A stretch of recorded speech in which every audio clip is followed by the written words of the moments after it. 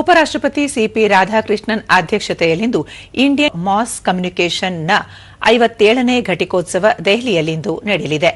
ಘಟಿಕೋತ್ಸವದಲ್ಲಿ ಕೇಂದ್ರ ವಾರ್ತಾ ಮತ್ತು ಪ್ರಸಾರ ಸಚಿವ ಅಶ್ವಿನಿ ವೈಷ್ಣವ್, ವಾರ್ತಾ ಮತ್ತು ಪ್ರಸಾರ ಸಚಿವಾಲಯದ ಕಾರ್ಯದರ್ಶಿ ಸಂಜಯ್ ಜಾಜು, ಐಐಎಂಸಿ ಸೊಸೈಟಿಯ ಅಧ್ಯಕ್ಷರಾದ ಆರ್ ಜಗನ್ನಾಥ್, ಐಐಎಂಸಿಯ ಉಪಕುಲಪತಿ ಡಾ ಪ್ರಜ್ಞಾ ವಲಿವಾಲ್ ಗೌರ್ ಮತ್ತು ಐಐಎಂಸಿ ರಿಜಿಸ್ಟ್ರಾರ್ ಎಲ್ ಮಧುನಾಗ್ ಪಾಲ್ಗೊಳ್ಳಲಿದ್ದಾರೆ. ಇಂಗ್ಲಿಷ್, ಹಿಂದಿ, ರೇಡಿಯೋ ಮತ್ತು ಟಿವಿ ಡಿಜಿಟಲ್ ಮಾಧ್ಯಮ, ಒಡಿಯಾ, ಉರ್ದು, ಮಲಯಾಳಂ, ಪತ್ರಿಕೋದ್ಯಮ, ವಿವಿಧ ಕ್ಯಾಂಪಸ್ಗಳಲ್ಲಿ ಜಾಹೀರಾತು ಮತ್ತು ಸಾರ್ವಜನಿಕ ಸಂಪರ್ಕದಲ್ಲಿ ಸ್ನಾತಕೋತ್ತರ ಡಿಪ್ಲೊಮಾ ಕೋರ್ಸ್ಗಳು ಸೇರಿದಂತೆ ವಿವಿಧ ಕೋರ್ಸ್ಗಳ ವಿದ್ಯಾರ್ಥಿಗಳು 2024-25ರಲ್ಲಿ ತಮ್ಮ ಪರೀಕ್ಷೆಗಳಲ್ಲಿ ಉತ್ತೀರ್ಣರಾದವರಿಗೆ ಡಿಪ್ಲೊಮಾಗಳನ್ನು ನೀಡಲಾಗುವುದು.